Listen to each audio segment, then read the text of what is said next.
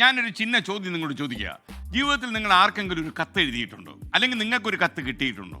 അപ്പോൾ പുതിയ തലമുറ ഏതാണ്ട് 10 വയസ്സും 5 വയസ്സും ഒക്കെ ഉള്ള കുട്ടികളും നമ്മുടെ ഈ മോർണിംഗ് ഷോയ്ക്ക് പ്രേക്ഷകരായിട്ടുള്ളത് കൊണ്ട് അവർ പറയുന്ന മറുപടി എനിക്കറിയാം. ഞങ്ങൾ ഇതുവരെ കത്ത് കിട്ടിയിട്ടുമില്ല, നമ്മൾ കത്തോട്ട് എഴുതിയിട്ടുമില്ല. അവർക്കെല്ലാം വാട്സപ്പ് സന്ദേശമാണ് അല്ലെങ്കിൽ മെയിലാണ്. പക്ഷേ ഈ വാട്സപ്പിൻ്റെ കാലത്ത് ഇയാൾ എന്തൊരു മനുഷ്യൻ ഇങ്ങനെ ഒരു ചോദ്യം ചോദിക്കണത് എന്ന് എനിക്കറിയാം. അങ്ങനെ നിങ്ങൾ തിരിച്ച് ചോദിക്കുമെന്നുള്ളത് എന്തായാലും. പക്ഷേ ഒരു കത്തിൽ ഒരു ഹൃദയം ഉണ്ടാകും, ഒരു ആത്മാവുണ്ടാകും. ഒരിക്കലെങ്കിലും കത്തെഴുതിയിട്ടുണ്ടെങ്കിൽ നിങ്ങൾക്ക് മനസ്സിൽ നിങ്ങൾ അങ്ങനെ പറയും. കാര്യം കത്തിലെ അക്ഷരങ്ങളിൽ ആത്മാവ് ഇങ്ങനെ കിടക്കും. എന്നാൽ നിങ്ങൾ ഇമെയിൽ അടിക്കുമ്പം അത് വെറും ഒരു മെക്കാനിക്കൽ പ്രോസസ്സായിട്ടോ ഒരു സാങ്കേതിക പരിപാടിയായിട്ട് മാത്രമേ തോന്നൂ. നമ്മൾ എഴുതുന്ന കത്തുകൾക്ക് ജീവനുണ്ടാകും എന്ന് ചിലരൊക്കെ പറയാറുണ്ട്. എത്ര കാലം കഴിഞ്ഞാലും ആളുകളെ കത്ത് വായിക്കും. ചിലപ്പോൾ എൻ്റെ പേഴ്സണൽ ഫയലിലൊക്കെ തന്നെ വളരെ പ്രശസ്തരായ ചില വ്യക്തികളുടെ കത്തുകൾ ഞാൻ സൂക്ഷിപ്പിച്ച് വെച്ചിട്ടുണ്ട്. അത് വൈക്കം മുഹമ്മദ് ബഷീറും ഉൾപ്പെടുന്നു എന്നുള്ളതാണ് ഏറ്റവും പ്രധാനപ്പെട്ട കാര്യം. അല്ലാത്ത ചില ആൾക്കാരുടെ കത്തും എന്നെ ആകർഷിച്ച ചില കുറിപ്പുകളൊക്കെ ഞാൻ സൂക്ഷിച്ച് വെച്ചിട്ടുണ്ട്. എൻ വിളച്ചേട്ടനെ പോലെയുള്ള ചില ആളുകൾ എഴുതിയ കത്ത്. അപ്പോൾ ഈ കത്തൊക്കെ നമ്മൾ ഒരു 30 കൊല്ലം കഴിഞ്ഞ് വായിക്കുമ്പോഴും ആ പഴയ കാലം നമ്മുടെ മനസ്സിലൂടെ ഇങ്ങനെ ഊളിയിട്ട് ഉണർന്ന് എഴുന്നേറ്റ് വരും എന്നുള്ളതാണ് വളരെ സന്തോഷം. അപ്പോൾ ഈ നമ്മളൊരു കത്ത് വായിക്കുമ്പോൾ ഈ കത്ത് എഴുതിയ ആളിൻ്റെ ശബ്ദം പോലും നമ്മുടെ തലച്ചോറിൽ എവിടെയോ മിന്നായം പോലെ മറഞ്ഞു എന്ന് വരാം. നമുക്ക് ആ ശബ്ദം മനസ്സിൽ ഓർമ്മ വരും.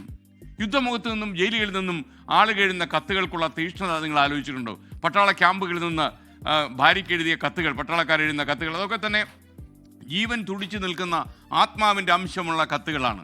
രാഷ്ട്രീയ ഉള്ളടക്കമുള്ള കത്തുകൾ ചരിത്രരേഖകളാണ്. അപ്പം ജവഹർലാൽ നെഹ്റു എഴുതിയ കത്തുകളൊക്കെ ചരിത്രരേഖകളാണ്. ലെറ്റേഴ്സ് ഫ്രോം പെക്കിംഗ് എന്നൊരു ഇംഗ്ലീഷ് നോവലുണ്ട്. പേളസ് ബക്ക എന്ന എഴുത്തുകാരനാണ് ഈ നോവൽ എഴുതിയത്. നോവലിലെ പ്രധാന കഥാപാത്രമായ എലിസബത്ത് അമേരിക്കക്കാരിയാണ്. ചൈനക്കാരനായ ജെറാൾഡിനെ ഇവർ കല്യാണം കഴിച്ചു. കുറേ കാലം കഴിഞ്ഞ് അവർ ചൈനയിലേക്ക് താമസം മാറ്റി എലിസബത്ത്. എന്നാൽ ചൈന ജപ്പാൻ യുദ്ധം മുറുകിയതോടെ കമ്മ്യൂണിസ്റ്റ് ഭരണകൂടം ഈ അമേരിക്കക്കാരെ മുഴുവൻ പുറത്താക്കി. അങ്ങനെ എലിസബത്തും അമേരിക്കയിലേക്ക് മടങ്ങി.